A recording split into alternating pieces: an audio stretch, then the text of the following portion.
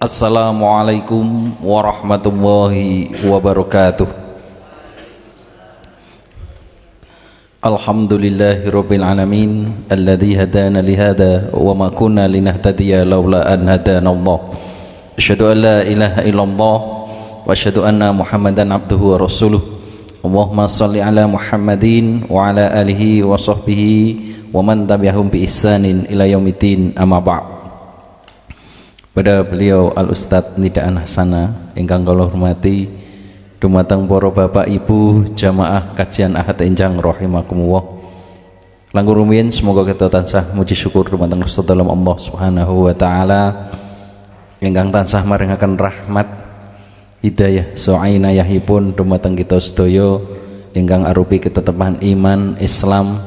Langkung-langkung Allah tasih maringaken nikmat sehat, nikmat sempat sehingga wonten enjang menika kita sedaya waket kempal wonten majelis ilmu punika. Shalawat salam mugi Allah tansah limpahaken dumateng junjungan kita Nabi Agung Muhammad sallallahu alaihi wasallam, saha dumateng keluarganipun, para sahabat-sahabatipun, lan dumateng tiyang-tiyang ingkang tansah nderek saha nglampahipun apa sunah-sunahipun. Amin. Jamaah rahimakumullah, saderengipun kajian wonten enjang menika kita milai. Semoga majelis menika kita pikak sarengan kanthi waosan basmalah. Bismillahirrahmanirrahim. Salajengipun wekdal supangenan kita terakan dumateng Ustaz.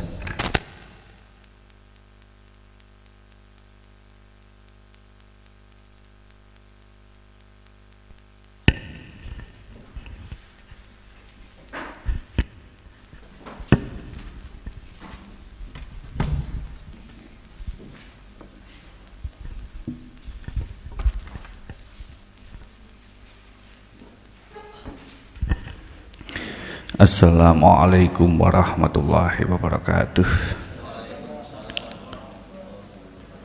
Alhamdulillah, alhamdulillahi rabbil alamin, wa bihi nasta'inuhu ala umuri dunya waddin, wa ala alihi wa ashabi ajma'in. Amma ba'du. Ibu dan bapak jamaah kuliah subuh Ahad pagi yang dirahmati oleh Allah, alhamdulillah pada pagi hari ini kita bisa menghadiri majelis pengajian Ahad pagi dengan penuh rasa syukur kehadirat Allah Subhanahu wa taala. Penting untuk kita ingat senantiasa kita memuji kepada Allah, karena dengan memuji kepada Allah kita akan lebih sering untuk mengingat kepada Allah, dan mengingat kepada Allah itu atau senantiasa mengingat Allah itu bagian dari tuntunan ajaran Islam pada kita.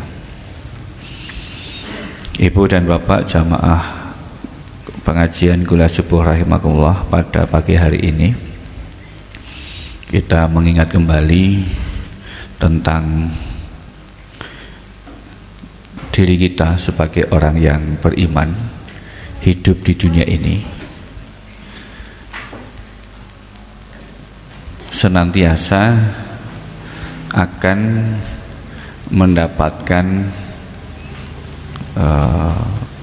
cobaan atau ujian dari Allah. Untuk kita ingat-ingat saja. Jadi kaitannya dengan orang beriman dan ujian. Salah satu ayat di dalam Al-Quran yang bisa kita baca terkait dengan orang beriman dan ujian itu, A'udzubillahi minasyaitonirrajim. Bismillahirrahmanirrahim. Ahasiban nasu ayyutraku ayyaqulu amanna wa hum la yuftanun. Al-Ankabut ayat 2. Yang terjemahannya ahasiba ana ta wis nyono. Apakah mengira sapa anasu menungso manusia ayutraku yen to den tinggal sapa menungso ayaqulu yen to ngucap sapa menungso amanna iman sapa ingsun wahum utai menungso iku la yuftanuna ora den uji sapa menungso. Apakah manusia itu mengira bahwa mereka akan dibiarkan saja ketika mereka sudah mengucapkan aku beriman atau sudah mengakui aku beriman?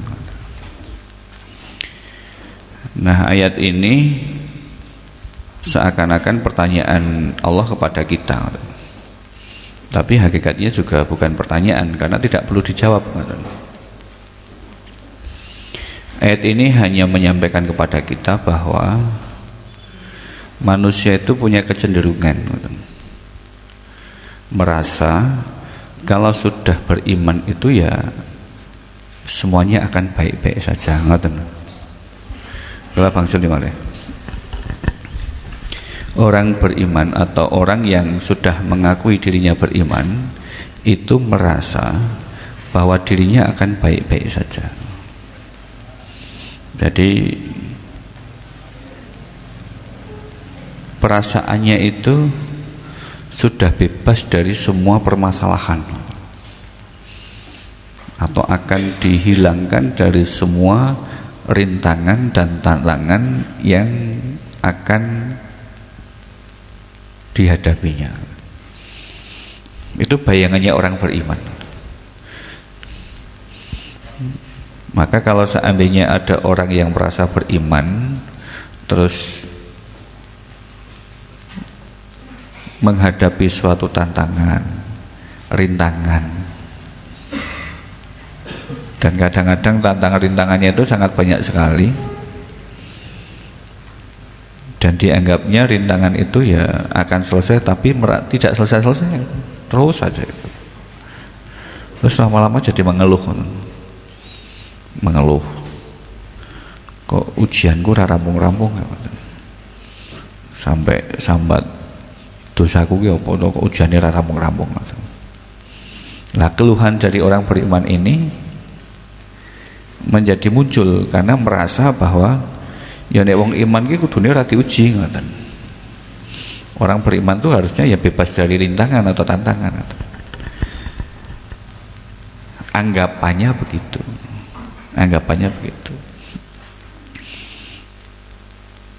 Karena menganggap demikian orang beriman itu, maka ketika orang beriman itu diuji itu merasa aneh. Aku wong iman kok diuji ya, aneh.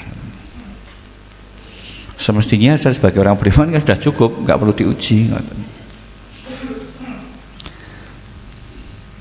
Nah, kalau kita kembali kepada Al-Ankabut ayat kalih wau, kita diingatkan apakah manusia itu mengira bahwa manusia itu dibiarkan saja setelah mereka mengatakan aku beriman.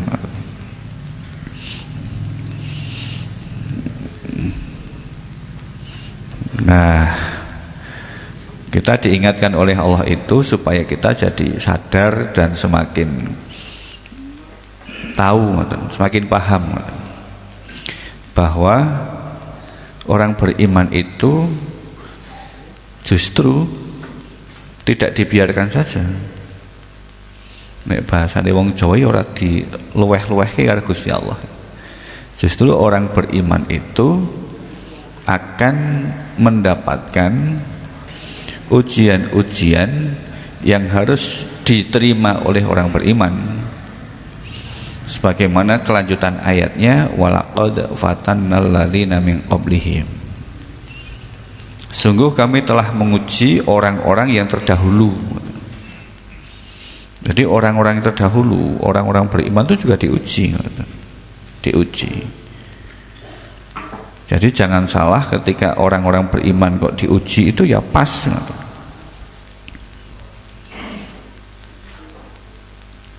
Kalau ingin tidak diuji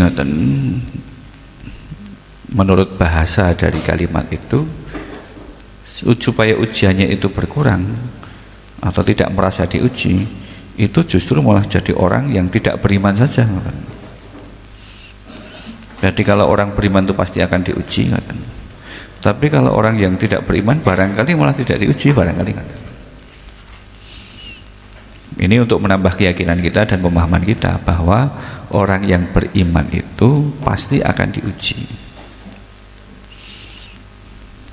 Dan ini harus kita tangkap dulu guys dari kalimatnya Allah itu. Kita sekarang semakin menyadari kondisi diri kita sendiri. Kalau kondisi kita itu sebagai orang beriman, kok mendapatkan ujian dari Gusti Allah niku pas ngoten apa.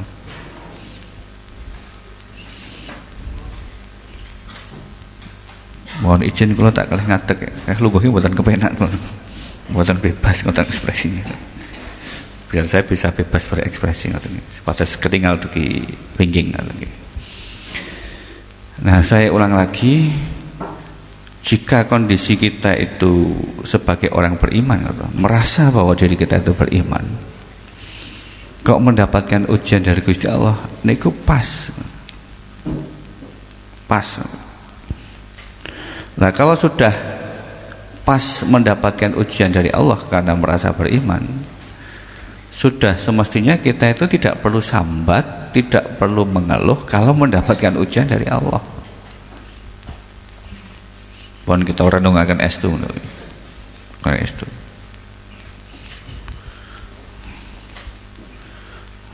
Supaya kita punya sikap yang berbeda setelah ngaji ngoten. Sing biasane nek entuk ujian niku sambat, sakniki nek entuk ujian dadi ra sambat mergo wis ngerti. Yang biasanya mengeluh kalau mendapatkan ujian, setelah dari ngaji ini jadi tidak mengeluh mendapatkan ujian. Jadi merasa dapat ujian dan sadar bahwa dirinya beriman. Oh ya pas, nek wong iman iki diuji karo Gusti Allah. Oh diuji. Nah itu untuk kita pahami dulu. Oh aku diuji karo Gusti Allah. Ya pas mergane wong iman. Nah kalau sudah bisa kita rasakan demikian, tidak mengeluh, hati kita akan merasa lebih nyaman dan lebih enak, lebih lapang dada, dan tidak kemurungsung atau tidak panik, karena sadar bahwa itu ujian dari Allah dan orang beriman pasti akan diuji. Nah Allah menguji kepada setiap orang beriman itu hakikatnya ada dua. Yang pertama, fala ya'lamanallahu alladziina shadaqu. Allah itu akan melihat arep weruh tenan ngaten, pirsa tenan ngaten. Shadaqu siapa yang imannya itu sidik, atau imannya itu jujur, atau imannya itu benar. Jadi orang beriman tadi ini kan diuji oleh Gusti Allah. Nah dari ujiannya Allah kepada orang yang beriman itu untuk melihat, untuk membuktikan bahwa orang yang mengaku beriman ini benar-benar beriman apa tidak. Sidik wal ya'lamanal kadzibin, dan Allah akan melihat betul siapa yang imannya itu kadzib atau imannya dusta.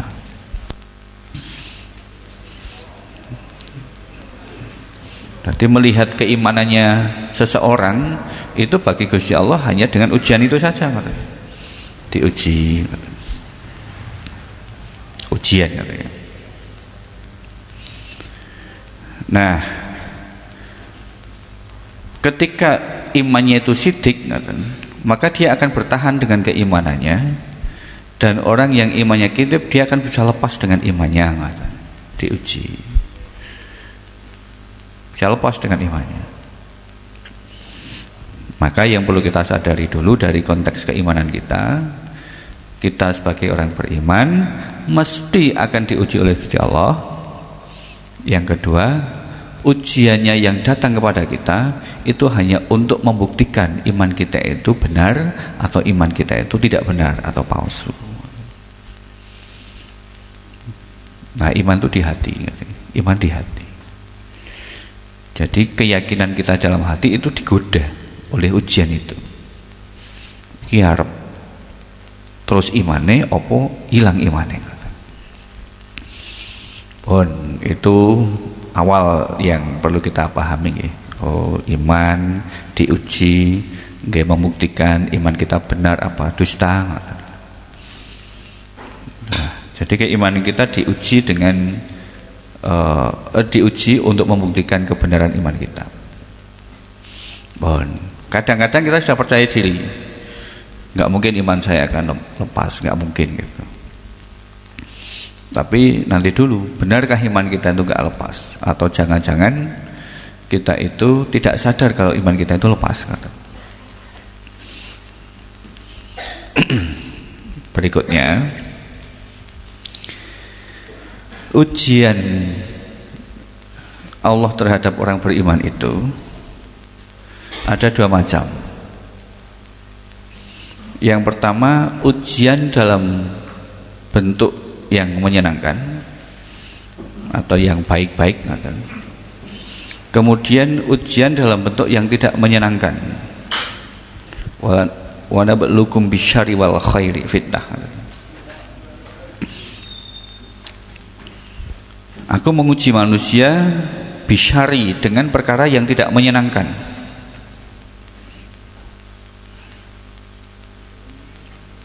Wal khairi dan perkara yang menyenangkan. Ini tambahan wawasan kita, wawasan. Yang sering kita terima ujian itu sing ora nyenengke, yang kita terima. Tapi kalimat dari Al-Qur'an kepada kita bahwa ujiannya bagi orang beriman itu bisa berbentuk perkara yang menyenangkan, bisa juga perkara yang tidak menyenangkan. Nah, kalau perkara yang tidak menyenangkan itu wis biasa, ngoten. Wis biasa kita terima. Ono perkara kok ora nyenengke, itu dianggap ujian. Tapi kalau perkara yang menyenangkan itu enggak pernah kita anggap ujian. Wong nyenengke kok ujian. Sing jenenge ujian iki ora nyenengke, itu pikiran kita. Nah, sekarang kita diingatkan oleh Al-Quran, ujian itu bisa perkara yang tidak menyenangkan dan juga perkara yang menyenangkan. Dah kita renungkan lagi, kok tadi ono barang sing anyar meneh. Iya. Jadi kita tambah wawasan dari Al-Quran. Perkara yang menyenangkan pun itu bisa menjadi ujian.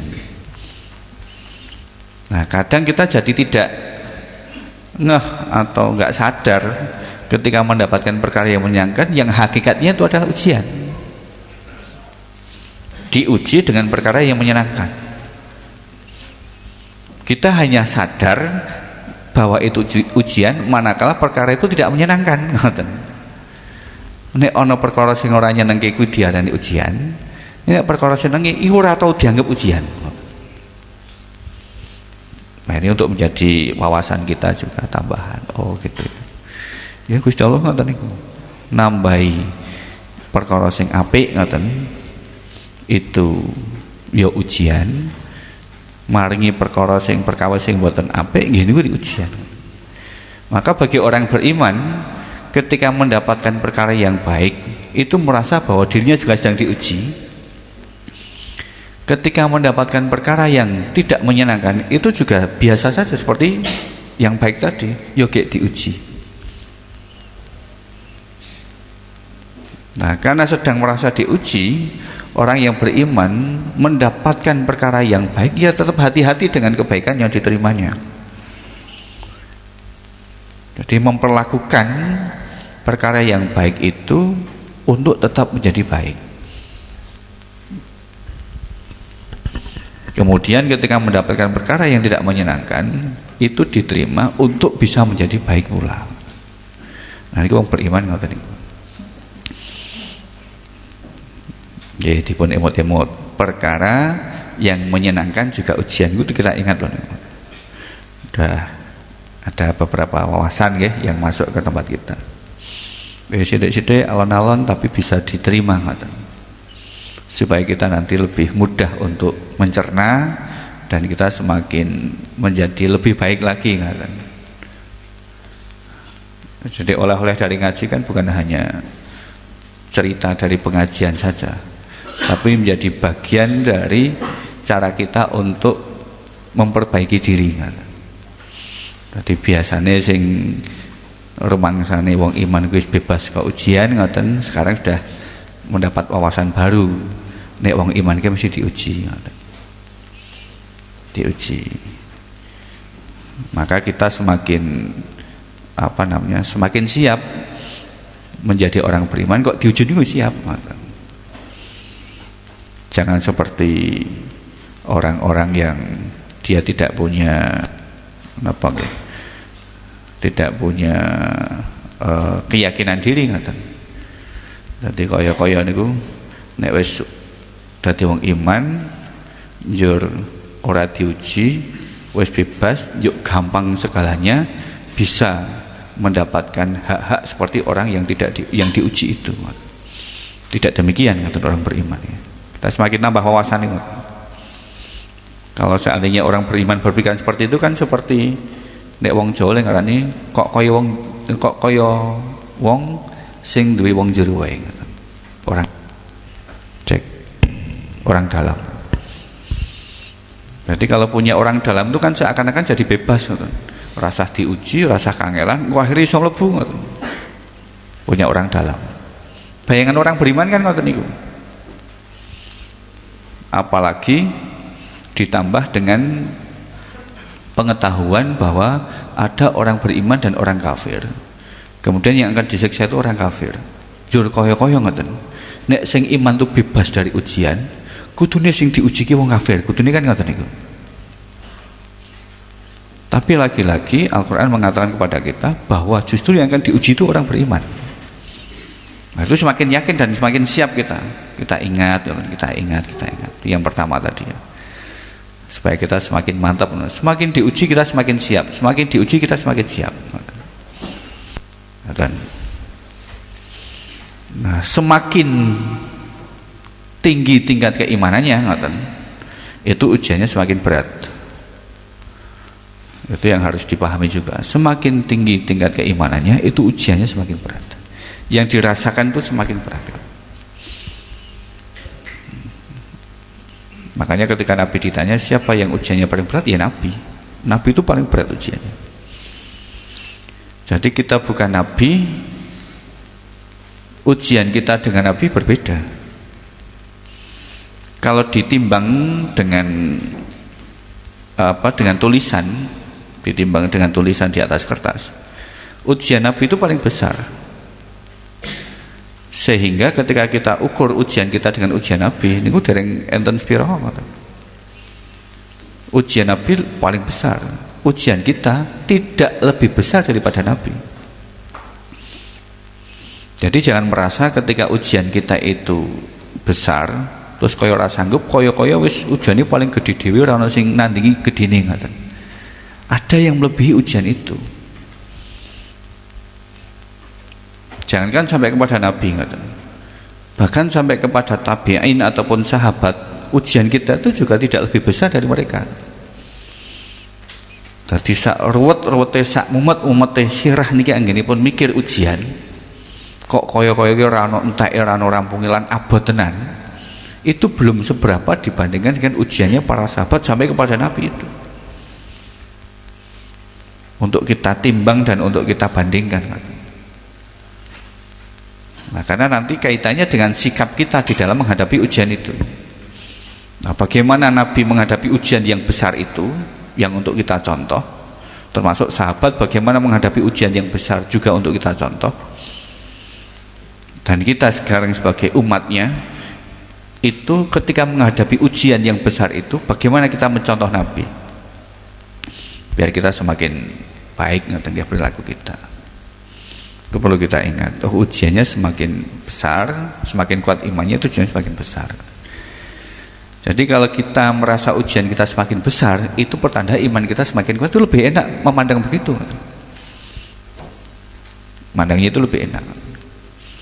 Nah, terus yang tidak kalah pentingnya, ketika kita diuji oleh Allah, kita sadar bahwa ujian itu dalam rangka untuk meneguhkan keyakinan keimanan kita, membuktikan bahwa iman kita itu tulen. Nah, kadang-kadang pada saat diuji ini iman kita itu goyah. Diuji ini goyah. Nah, ketika sudah goyah, bisa jadi yang harapan kita imannya itu sidik atau tulen, nanti bisa bergeser menjadi imannya gitu. Nah, jadi wawasan kita juga. Terus tambah lagi, ujiannya Gusti Allah itu bisa ujian yang menyenangkan, bisa ujian yang tidak menyenangkan.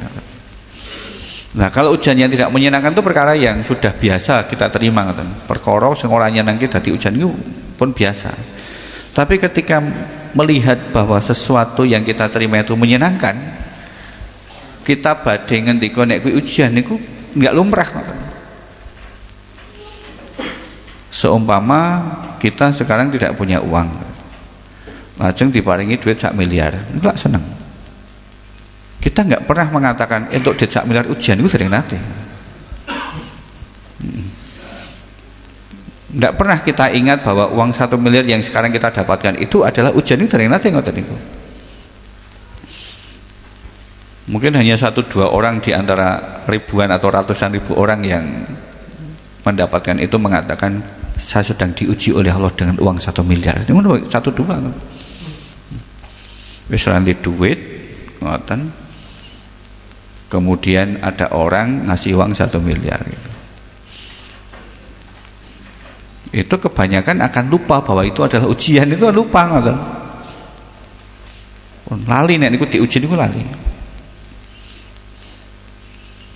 Nah, jangan disangka bahwa harta itu adalah ujian juga, yang menyenangkan itu juga ujian. Innama amwalukum, angin bestine utawi bondo-bondone sira kabeh. Harta ngoten. Salah satunya kita bicara uang. Ngoten nggih, uang. Mun ora ndek duit, saiki ndek duit oke. Niku diuji, tapi kita enggak sadar. Tadinya naik motor, sekarang sudah bisa beli mobil, saya kepenak. Niku ora tau rumangsa nek niku diuji. Tadinya tidur di alas tikar atau dipan, kemudian sekarang sudah bisa beli kasur atau spring bed yang lebih empuk katanya dan merasa lebih nyaman bagi yang biasa merasakannya. Itu tidak sadar kalau itu ujian. Yang tadinya malam tidur tidak pernah bisa nyenyak, sekarang tidur bisa nyenyak. Ini kan tidak pernah merasa kalau itu ujian. Jadi dalam pikiran kita yang namanya ujian itu perkara yang tidak menyenangkan. Itu ujian. Ini perkara yang menyenangkan atau ujian. Nah, sekarang kita diingatkan oleh Allah bahwa perkara yang menyenangkan itu juga ujian. Innama amwalukum, harta-hartamu yang kamu miliki, wa auladukum, dan anak-anakmu. Jadi harta dan anak fitnah, dia juga jadi ujian juga. Jadi kagungan putra ya diuji, duwe bondo ya diuji ngoten. Jadi jangan salah kira ngoten nggih. Ketika kita enggak punya uang itu baru dianggap ujian. Ini nek duit oke rasa ujian, ampun kuali ngoten. Ora ndek duit ya diuji, duit oke ya diuji. Punya anak ya itu diuji, enggak punya anak juga kita diuji. Diuji dengan anak itu. Makanya orang-orang yang beriman ketika memahami bahwa harta-harta yang kita dapatkan, harta yang kita pegang atau yang kita miliki itu menjadi ujian, dia akan berhati-hati dengan uangnya. Wes mulai mikir malih niki. Oh nek ngono aku di pondok akeh kuwi dadi ujian. Ya ki ujiane Gusti Allah. Nah, karena itu ujiannya Gusti Allah, sadar bahwa itu ujiannya Gusti Allah, cara kita mentasarrufkan harta pasti akan berbeda dengan orang yang tidak tahu kalau itu adalah ujiannya Allah. Jadi 1 miliar, kan tadinya nggak punya uang, sekarang punya uang 1 miliar. Wis ora diutang, jadi 1 miliar, ngoten. Wis niku tiyang mriki bayangane pun macam-macam niku. Semacam-macam itu. Wis. Biyen nalika ora ndek duit ngoten niku kepengin sok nek duit akeh, aku pengen infak iki, pengen bantu iki, pengen rewangi kae, seakan-akan sosialnya itu tinggi. Pas ora duit. Pas ora duit niku sosialnya tinggi, jiwane ngoten. Nah, ketika uang sudah mengumpul jadi satu, ngoten niku pun mboten ngerti niku. Nah, umumnya itu adalah lupa. Umumnya itu jadi lupa. Jadi sosialnya yang tinggi itu sudah tergerus, tidak setulus yang dulu, ngoten. Pada saat belum punya itu sudah beda tulusnya. Karena pada saat belum punya, apalagi sering ngaji kados mekatan, seneng ndelok wong infak bersani tiyang infak, seneng sing sedekah, ingin meniru ngoten. Apik ngoten. Dan seakan-akan tidak ingin membeli kebutuhan-kebutuhan yang lain. Jadi kaya ini dijejak miliar sok sing semene iki arep tak sedekahke. Kaya-kaya ngoten niku. Bahasan wis entuk dijejak miliar tenan ngoten niku. Wah, iki urip ora kepenak nek ora tuku iki kok ini sih kurang akhirnya mangke sing damel sosial sekedhik. Hanya untuk memenuhi kewajiban sahnya mbiyen wis tahu janji meni arep infak ya saiki tak infake. Ora ketong sithik daripada ora sida. Ngoten niku. Maka orang-orang yang punya sifat demikian itu disindir sama Gusti Allah. Allah memberikan sindiran kepada mereka. Qul law antum tamlikuna khazaina rahmati rabbi idzan la amsaktum khasyatal infaq wa kana al insanu qatura. Qul, katakanlah hai Muhammad, law antum tamlikuna, jika kamu memiliki khazaina rahmat Rabbi, gudangnya perbendaharaan rahmatnya Gusti Allah.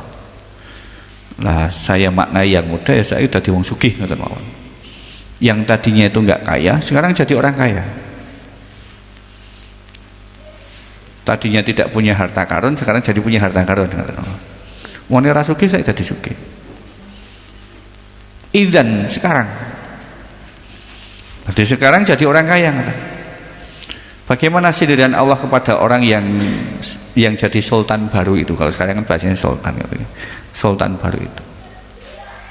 La amsaktum khasyatal infaq. Dengan kalimat la amsaktum, yakti ngeker sira kabeh, pasti kamu akan menahannya. Khasyatal infaqi, dan kamu takut untuk infak.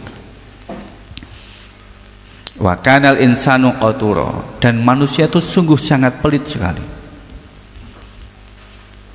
Jadi berdasarkan kalimatnya Allah itu kita mendapatkan pelajaran salah satu sifat manusia yang ada dalam manusia ini sifatnya itu adalah pelit. Pelit. Maka pada saat dia punya harta yang banyak, pada saat punya itu akan khawatir atau sangat eman-eman untuk sedekah atau untuk infak. Jadi kalau seandainya kita melihat ataupun merasakan sendiri, nek pas duit kok jadi pelit infake, itu memang sifat dasar manusia begitu. Dikritik sama Gusti Allah.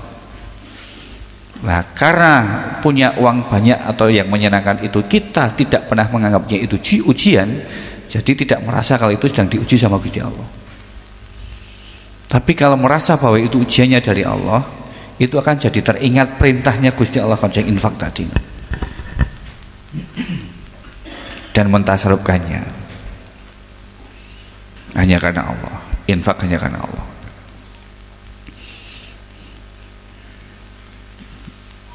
Nah, perlu kita ingat kembali, uang yang banyak itu ujian. Ya, kita ngomong uang itu karena lagi ngetren kan uang itu. Pokoknya tekan sok dino kiamat ki duit kira tahu liren, supaya duit itu menyenangkan terus ngoten niku. Itulah. Nah, sekarang kita mulai mengingat dan menyadarkan diri dan memahami bahwa uang itu ujian, diuji sama Gusti Allah. Diuji sama Gusti Allah.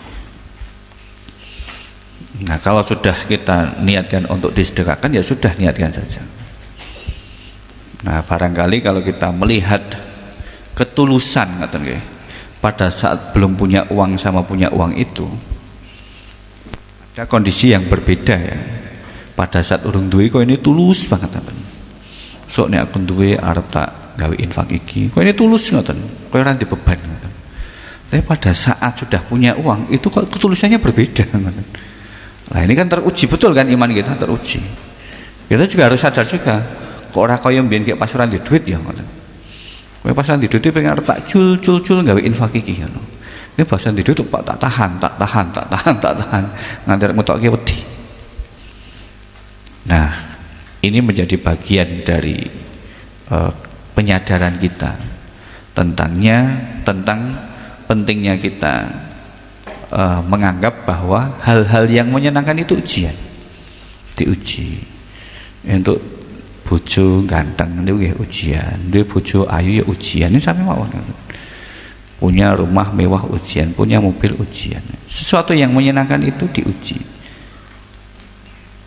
Untuk kita sadari, diuji. Nah, mendapatkan prestasi juga diuji. Bagaimana sikap kita ketika kita mendapatkan prestasi? Harap nyedak karo Gusti Allah dengan prestasinya itu apa? Itu juga diuji. Dan semakin ingat dengan ujian kita, nanti akan semakin baik sikap kita di dalam menghadapi ujian itu. Wa auladukum fitnah, aulad anak juga ujian ngaten. Nah, anak itu ujian. Lah berbicara tentang anak ini, berbicara tentang anak itu ujian. Nah, orang tua kadang-kadang dengan anak itu saking senangnya lupa kalau itu diuji sama Gusti Allah ngaten. Saking senengnya dia anak. Maneman dengan anak gitu. Jadi anak itu diperlakukan yang mengakibatkan anak-anak itu jadi tidak bisa dekat dengan Gusti Allah saking senengnya. Maka diuji sama Gusti Allah ketika kita punya anak. Nah, sekarang sudah mulai banyak perkara yang kita saksikan ya di media sosial. Anak-anak khususnya remaja. Yang tidak kita tidak pernah terpikirkan dalam benak kita sebagai orang tua. Anak SD kita baca di media sudah berani dia bunuh diri. Anak SMP ada yang bunuh diri, gantung diri. Ada anak SMK gantung diri. Ini kan di luar dari nalar kita. Kok bisa ya anak-anak SD sekarang begitu? Ini orang kepikiran. Biasanya sing gantung diri wong tua, sing stres ngoten niku. Mumet ngoten kayak gantung diri. Ki bocah SD gantung diri. SMK gantung diri. SMP gantung diri mati. Nah, ada apa ini dengan anak-anak sekarang? Dan ini tidak lepas dari peran orang tua. Tidak lepas peran dari orang tua. Kalau Nabi hanya mengisyaratkan fa'abawahu ayyuhawidanihi ayyuhanasiranihi ayyuhamajisani. Anak-anak akan menjadi Yahudi, anak-anak akan menjadi Nasrani, atau anak menjadi Majusi, itu tergantung orang tuanya. Lah karena Nabi hanya mengatakan Yahudi, Nasrani, Majusi, jadi seakan-akan cukup ketika yang penting anakku Islam. Kita merasa sudah cukup. Lantas lupa bahwa anak kita kalau Islam itu akan kita perlakukan bagaimana? Akan diolah seperti apa?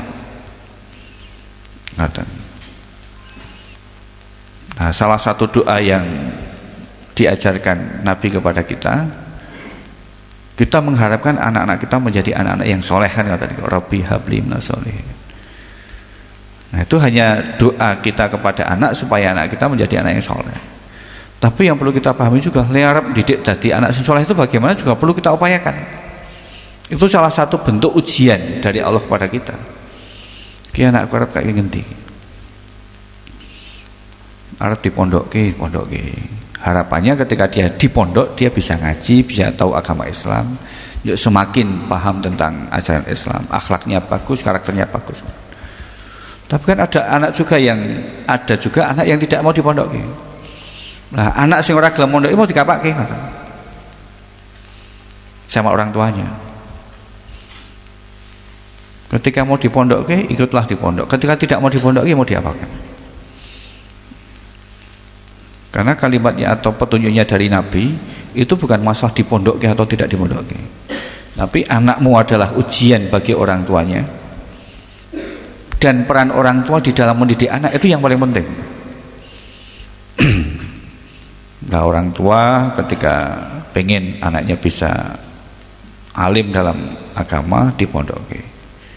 Atau mungkin orang tuanya yang sudah alim gitu diajari dewi, dididik sendiri. Itu dalam rangka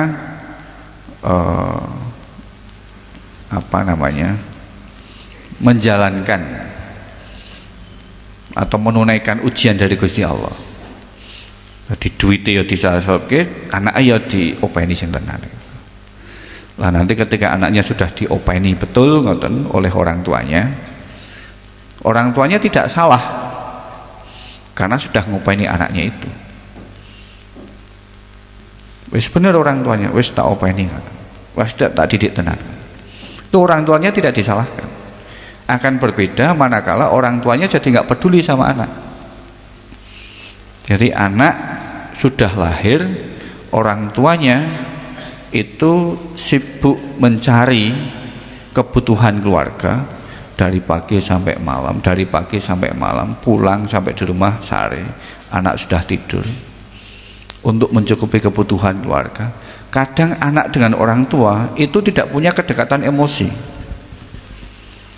Hubungan anak dengan orang tua itu jauh. Karena berangkat pagi pulang malam, anak tidak pernah dekat dengan orang tua. Orang tua yang sudah bekerja sampai capek itu untuk memenuhi kebutuhan keluarga seakan-akan ngoten. Kalau kebutuhan keluarga sudah tercukupi, itu sudah cukup. Anak ya ora tau disapa, anak ora tau digatekke ngoten. Wis masa bodoh, yang penting kamu bisa makan, kamu bisa sekolah tak bayarin. Tidak ada kedekatan orang tua dengan anak. Itu nanti orang tua yang diberi amanah anak untuk ngopeni ngoten, karena itu sedang diuji sama Gusti Allah. Boleh jadi ujiannya tidak lolos. Gue anak ratu banyak ora lolos ujiannya. Maka dalam pendekatan pendidikan karakter anak ngaten, banyak para ilmuwan itu menganjurkan kehadiran orang tua terhadap anak itu penting. Jadi orang tua yang hadir ngaten, orang tua yang mendekati anak itu penting. Bukan hanya anak yang mendekati orang tua. Lah kadang orang tua dengan anak itu, orang tua pengennya anakku ya kudu ngerti karo wong tua, anaknya sing nyedaki wong tua. Orang tuanya diam saja, pengennya anaknya sing nyedaki wong tuane. Tapi pada saat sudah terjadi kondisi demikian, anak merasa takut dengan orang tua. Tadi wong tua merasa medeni, anak mau mendekati orang tua takut. Ketika anak punya masalah, mau cerita sama orang tua takut, akhirnya anak akan cerita sama kawannya. Karena anak cerita sama kawannya, jadi rahasia-rahasia anak itu justru diketahui kawannya daripada orang tuanya. Karena orang tuanya tidak hadir pada anak. Tidak hadir. Maka salah satu pelajaran ajaran Islam atau adab orang tua terhadap anak itu bukan memaksa anaknya yang harus datang ke orang tuanya, tapi hadirkan orang tua kepada anak. Jadi wong tua itu nyedaki anak. Nah, bagi yang sudah terbiasa, hal itu akan bisa merasakan dampaknya bagaimana hubungan orang tua dengan anak yang begitu mesra. Jadi harmonis dan hangat. Anak tidak merasa takut, anak tidak merasa canggung dengan orang tua, baik gitu. tetap hormat sama orang tua. Orang tua ya begitu sayang kepada anak. Kemudian diberikan pendidikan yang layak dan pendidikan yang baik, apalagi pendidikan karakter atau pendidikan agama yang sekarang dibutuhkan itu. Nah, orang tua yang punya tanggung jawab ini, yang nanti akan bisa melewati atau lolos dari ujian itu. Ini pentingnya pendidikan orang tua kepada anak. Nah, sekarang lagi ngetren tadi, bingungnya lembaga-lembaga atau dinas arep ngatur iki bocah sekolah udah koyo niki piye ngoten. Kondisi-kondisi sekarang itu kan sudah semakin rumit ngoten. Maka peran orang tua itu penting untuk mencegah terjadinya karakter anak yang kurang bagus. Itu diingat-ingat dari kalimatnya Allah itu. Wa auladukum fitnah. Anak-anakmu jadi ujian. Nah, ingat dari depan, kita sebagai orang beriman diuji sama Gusti Allah. Diuji sama Gusti Allah. Dan ujian itu untuk membuktikan iman kita itu benar apa tidak. Nah, salah satu bentuk ujiannya adalah kita punya anak. Nah, bagaimana kita bisa ngopeni anak supaya iman kita itu benar? Tadi ada harta, ada anak yang kita bahas yang terakhir ini masalah anak. Urut-urutannya kan jadi begitu. Kita diuji oleh Allah untuk menguji iman kita. Jadi orang beriman diuji oleh Allah untuk menguji iman kita. Dan salah satu bentuk ujiannya dari Allah kepada kita adalah anak. Jadi bagaimana kita ngopeni anak supaya kita bisa lolos ujian dari Allah. Itu kan penting. Jadi kita tersadarkan, anak ujian, harta juga ujian. Duwe anak niku seneng. Ya, karena dari beberapa literatur yang saya baca ngoten ya. Pernikahan 1 tahun sampai 5 tahun nggak punya anak, stres. Sampai 10 tahun, tapi paling tinggi itu 3 sampai 5 tahun. Jadi tingkat stres tertinggi orang tua ketika tidak punya anak itu di angka pernikahan 3 sampai 5 tahun. 1 sampai 5 tahun. Rata-rata demikian. Itu membuktikan bahwa orang di anak itu banyak yang stres. Dan ketika punya anak itu senang. Nah, padahal dua anak senang, kan nyenengke dia anak. Nah, kalau kembali kepada Al-Qur'an, dilengke lho. Nyenengke ku ya perkara sing dadi ujian. Jadi ujiannya itu perkara yang itu. Kita diingatkan oleh Allah, ujianmu itu perkara yang menyenangkan juga, bukan hanya perkara yang tidak menyenangkan. Jadi kalau kaitannya dengan anak dan nggak punya anak, orang di anak ya diuji, ngoten nggih. Orang di anak ya diuji, duwe anak ya diuji, ngoten. Duwe anak ya diuji. Sing ora duwe anak ya pengen duwe anak, pengen kagungan putra, ngoten nggih. Merasa seneng kayak punya anak gitu. Nah, kemudian ketika punya anak itu ngoten kok diuji, niku yo mikir malih, wah, dia anak iki diuji. Ora iso ngopeni anak ya dadi perkara ngoten. Maka sing saking abote ngoten nggih. Duwe anak kok mung ndendeng kabeh ngoten niku. Sambat, wah duwe anak koyo ngene. Kaya-kaya pengen wah mending ora duwe anak, kaya-kaya ngoten. Padahal sing pengen sing ora duwe anak ya pengen duwe anak ngoten niku. Nah, itu sama-sama diuji sama Gusti Allah. Dadi sing ora nyenengke nggih ujian, sing nyenengke nggih ujian. Nah, diuji oleh Allah bagaimana membuktikan iman kita. Jadi bagaimana kita akan bisa membuktikan iman kita. Itu yang paling penting. Sehingga ketika kita ingat, kita sadar iman kita selalu diuji oleh Allah, kita akan dilihat iman kita oleh Allah, apakah iman kita itu sidik, iman kita itu benar, atau iman kita itu palsu. Cuma itu saja. Lah kita itu berharap iman kita ya sidik. Lah karena iman kita sidik, maka kita tidak boleh lepas daripada perintah-perintah Allah dan juga larangan-larangan Allah. Untuk kita ikuti, kita taati. Berarti kelingan karo Gusti Allah, kelingan Gusti Allah, kelingan Allah. Duwe bondo akeh ya dadi kelingan Gusti Allah. Duwe diparingi ya kelingan karo Gusti Allah. Ketika diuji perkara yang tidak menyenangkan ya kelingan Gusti Allah. Itulah orang-orang yang imannya sidik. Tapi kalau imannya kidib, diparingi perkara sing ora nyenengke ya wis lali karo Gusti Allah. Apa meneh diparingi perkara sing nyenengke. Sing mone ora ndek duit, jak ndek duit akeh yo dadi lali. Sing mone ndek anak, sing mone ora ndek anak ngoten nggih. Nyuwun tulung karo Gusti Allah terus bahasan wis anake keturutan wis dadi lali karo Gusti Allah ngoten. Itu banyak ngoten nggih. Maka kita diingatkan oleh Al-Qur'an supaya kita memperteguh iman kita dari ujian-ujian yang Allah berikan kepada kita.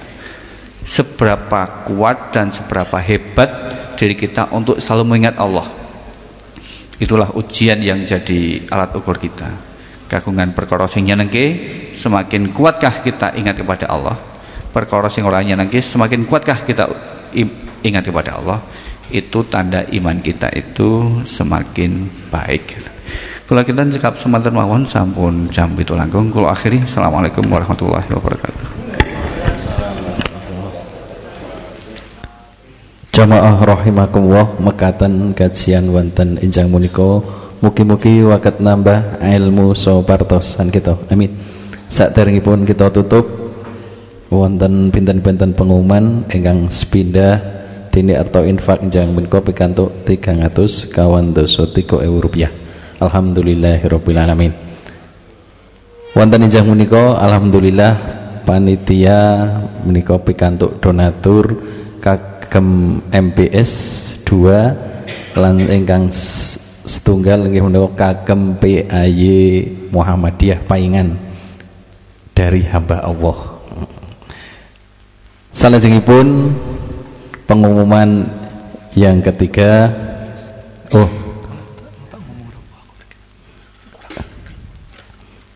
Oh ya, alhamdulillah ini juga masuk untuk MPS.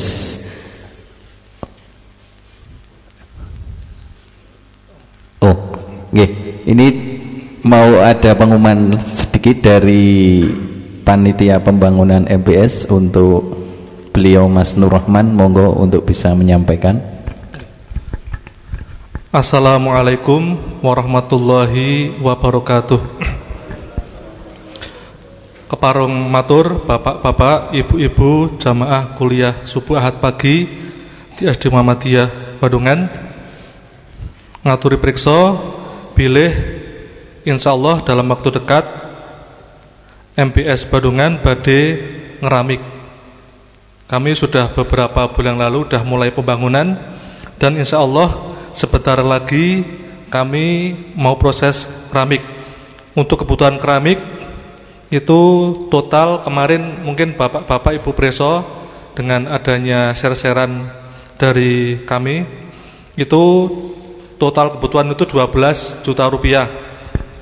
Kemudian kemarin sore itu sudah terkumpul 9.370.000. Terus kekurangan itu 2.630.000. Alhamdulillah untuk pagi ini itu masuk 600.000. Jadi ke total kekurangan 2.030.000. Kula badhe matur pada Bapak Ibu semua, bagaimana kalau kekurangan 230.000 ini kita selesaikan pagi ini. 2.030.000.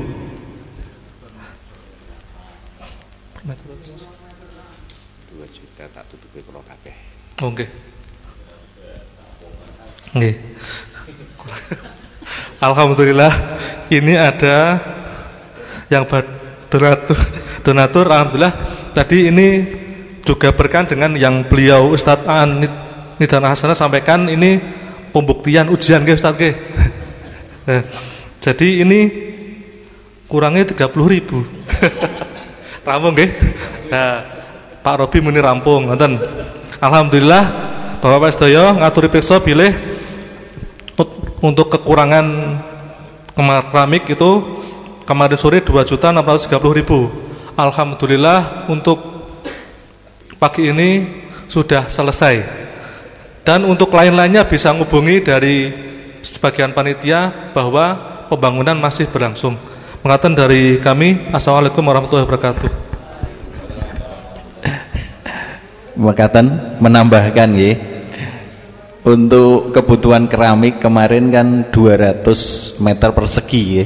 Yang kita anggarkan 1 meter persegi itu Rp60.000. Nggih. Nah, untuk pagi ini kekurangannya 44 meter persegi. Nggih, kali 60.000. Tapi alhamdulillah untuk pagi ini sudah selesai. Tapi Bapak Ibu jangan berkecil hati, nggih. Untuk ladang infak selanjutnya masih nggih. Ini baru keramik, nanti masih ada plafon ya, ada nggih. Ya, ini baru keramik nggih, nggih. Jadi jangan berkecil hati, wah mau infak kok malah wis diselesaikan. Nah, itu nggih.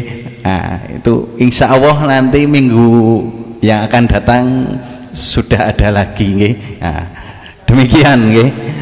Monggo majelis menika kita tutup sarangan kanthi doa kafaratul majlis. Bismillahirrahmanirrahim. Subhanakallahumma wa bihamdika asyhadu an la ilaha illa anta astaghfiruka wa atubu ilaik. Saya qaulul akhiri bila taufiq wal hidayah. Assalamualaikum warahmatullahi wabarakatuh.